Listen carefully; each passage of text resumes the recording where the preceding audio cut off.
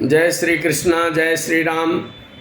शारदीय नवरात्र की अग्रिम बधाई, शुभकामनाएं। जय माता की। भगवत प्रेमी जनों, हम आज बताएंगे कि घर में धन धान्य की वृद्धि के लिए किस प्रकार की कन्या का पूजन हमें देवी रूप में करना चाहिए। ऐसे तो कन्या पूजन में जितनी छोटी कन्या कंजक के रूप में पूजा करते हैं उतना ही कृपा महारानी जी का होता है। और कंजक पूजन में धन धान्य की वृद्धि के लिए अगर हम वैश्य अर्थात बनिया वर्ण से हम कन्या अगर पूजन करते हैं नवरात्र में, तो हमारे घर में धन धान्य की विशेष वृद्धि होती है। शक्ति प्राप्त करने के लिए, भुजाओं में बल प्राप्त करने के लिए शास्त्रों में कहा गया है कि क्षत्रिय कन्या का पूजन जब हम देवी रूप में करते हैं तो बल की वृद्धि होती है। और ज्ञान प्राप्ति के लिए, विद्या प्राप्ति के लिए, बुद्धि ज्ञान के लिए शास्त्र कहते हैं कि बुद्धि विवेक ज्ञान के वृद्धि के लिए हमें ब्राह्मण कन्या का पूजन करने से विशेष कृपा होती है महारानी जी की।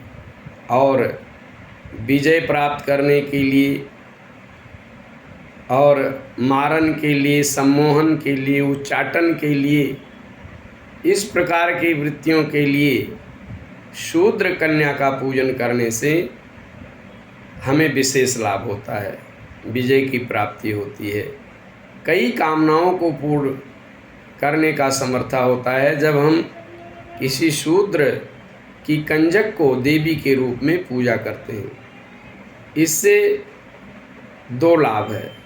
एक तो कंजक पूजन का जो हमारे मन में कामना है वो माता रानी पूर्ण करती हैं।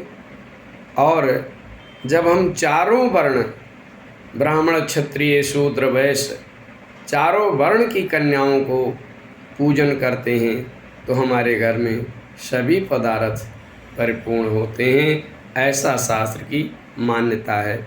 इसलिए हमें सभी वर्णों की कन्याओं का पूजन नवरात्र में करना चाहिए, परंतु यह ध्यान रहे कि कन्या जितनी छोटी हो, यहाँ तक कि नगनी कन्या को भी पूजा का दुर्गा रूप माना गया है, जिसको अभी स्त्री पुरुष का कोई भेद ही नहीं, ज्ञान ही नहीं, ऐसी कन्या जो बहुत छोटी है, ऐसी कन्या को दुर्गा के रूप में पूजा जाता है।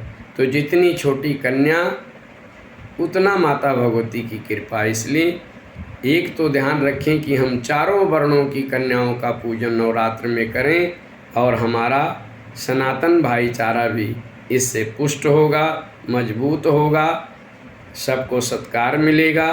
और ये शास्त्रीय विधा है, ना कि अपनी ओर से कह रहे हैं। शास्त्र में वर्णन है कि हम किस प्रकार की कन्या का पूजन करें तो हमारे जीवन में क्या लाभ है। और जब हम चारों वर्णों की कन्याओं को पूजन करते हैं देवी के रूप में तो माता भगवती की असीम अनुकंपा होती है। माता भगवती आप सब पे असीम अनुकंपा करें।